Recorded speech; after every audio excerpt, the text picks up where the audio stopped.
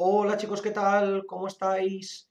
Bueno, en el vídeo de hoy vamos a trabajar con un ejemplo práctico del cálculo en imágenes para espejos, tanto convexos como cóncavos.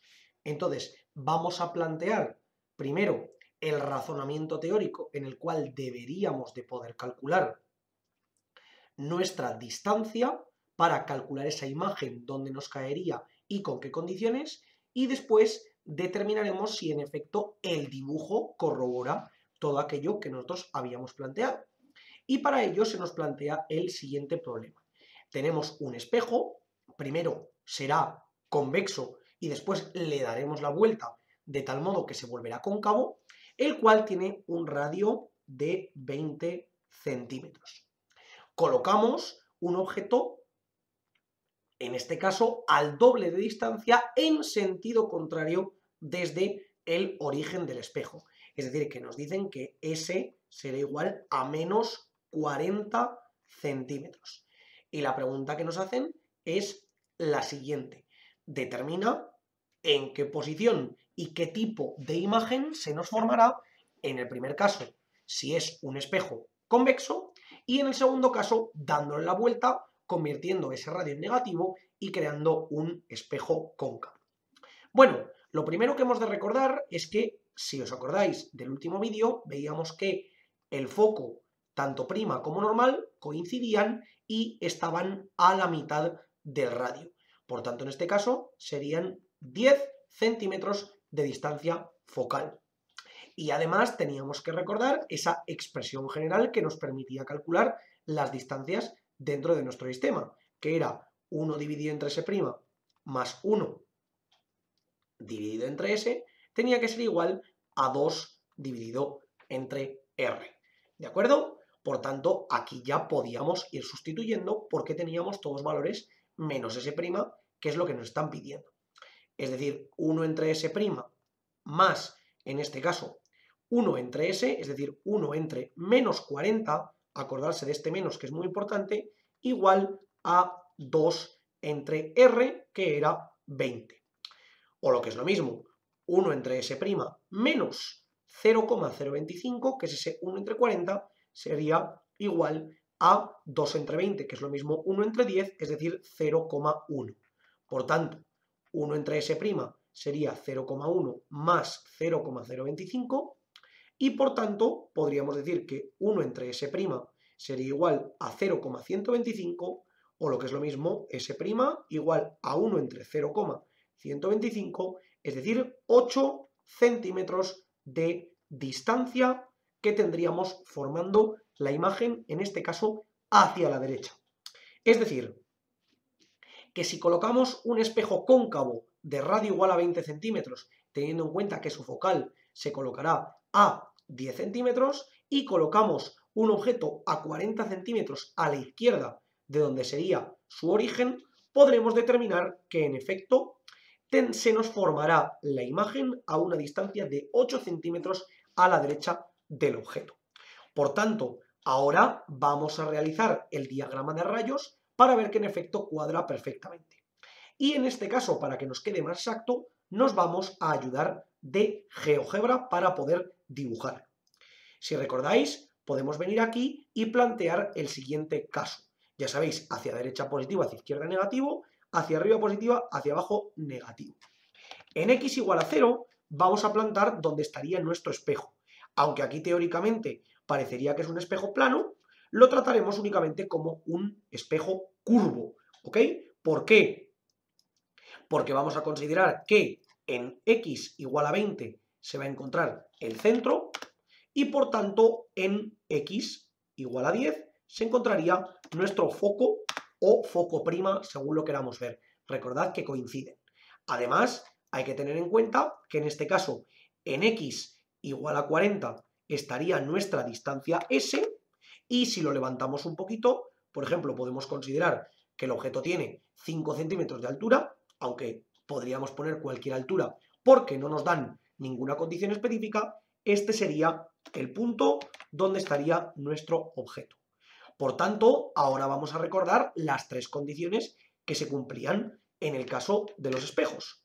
La primera, como siempre, si yo lanzo una recta que vaya paralela al eje, recordamos que estas rectas las solíamos poner en rojo, esta recta debería de salir pasando por el foco. En este caso el foco prima, o lo que sería lo mismo, ponerlo en azul como ese rayo que saldría despedido.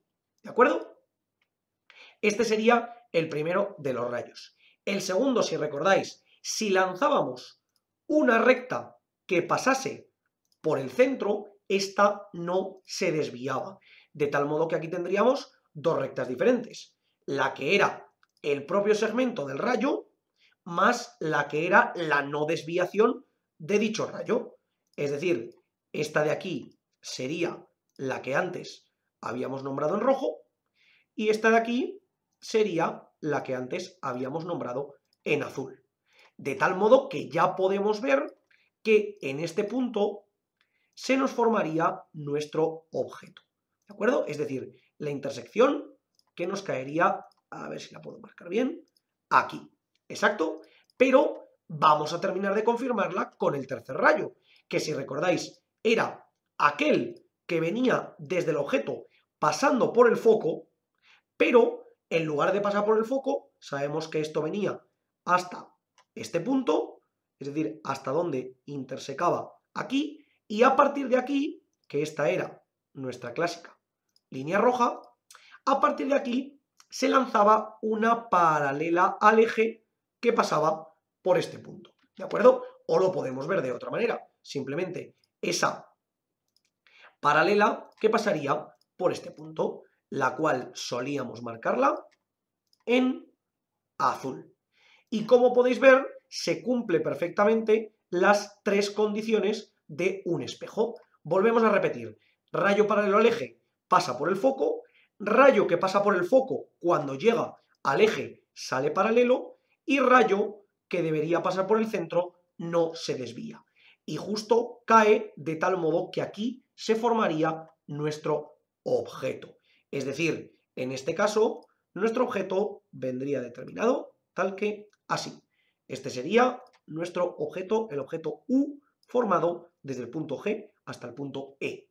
Como podéis ver, la distancia que nos separa, en este caso, el punto de inicio con este trozo de aquí, es exactamente esos 8 centímetros que habíamos calculado previamente en este caso. Por lo tanto, nuestro cálculo es totalmente correcto. Además, podemos ver el tipo de imagen que tenemos. Si nos damos cuenta, teniendo en cuenta que esta sería la imagen primera, esta sería el objeto y esto sería la imagen, podemos ver que tenemos una imagen real. Además de ser real, también sabemos que está derecha. ¿Por qué? Porque el objeto está para arriba y la imagen también está para arriba. Y además podemos ver que está reducida. ¿Por qué está reducida? Porque podemos ver que claramente el objeto, perdón, la imagen es más pequeña que el objeto. ¿Ok?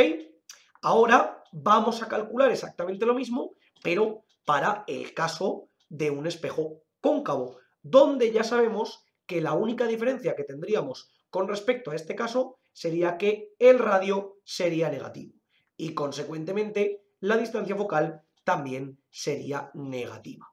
Por tanto, nuestros cálculos variarían parcialmente. Tendríamos que resustituir estos valores y nos quedaría 1 dividido entre S' más 1 dividido entre menos 40, esto se mantiene, tiene que ser igual a 2 dividido entre menos 20. Y ahora tenemos que recalcular. Pues 1 dividido entre S' menos 0,025 debería ser igual a menos 0,1. Si seguimos calculando, 1 entre S' sería menos 0,1 más 0,025. 1 entre S' sería menos 0,75, o lo que es lo mismo, 1 entre S' igual a 1 entre, perdón, sí, esto sería 1 entre menos 0,75 igual a S'. Y esto nos quedaría, lo metemos aquí en la calculadora, y sería concretamente menos 13,3 periódico en centímetros. Esta sería la distancia a la que debería colocarse el objeto si nosotros lo hemos trazado correctamente. ¿Qué es lo que ocurre? Que a la hora de dibujarlo podemos utilizar el diagrama anterior. ¿Por qué? Porque lo único que se ha modificado es el radio y la posición focal. Lo demás se mantiene totalmente constante. De tal modo que podemos venir aquí y podemos hacer lo siguiente. Yo cojo el foco y en lugar de ponerlo en 10, lo pongo en menos 10. ¿De acuerdo? Y cojo el centro y en lugar de ponerlo en 20, lo pongo en este caso en menos 20. Y ahora, si nos damos cuenta, este punto, lógicamente, tendría que venir a justo debajo, lo podemos eliminar y ponerlo de la siguiente manera. Trazo una perpendicular que pase por este punto, veo dónde interseca, caería justo aquí, y si nos damos cuenta, nuestro nuevo objeto sería este que nos cae hacia abajo. Si os fijáis, el punto G cae exactamente en ese menos 13,33, que es exactamente el valor que nosotros habíamos calculado. ¿De acuerdo?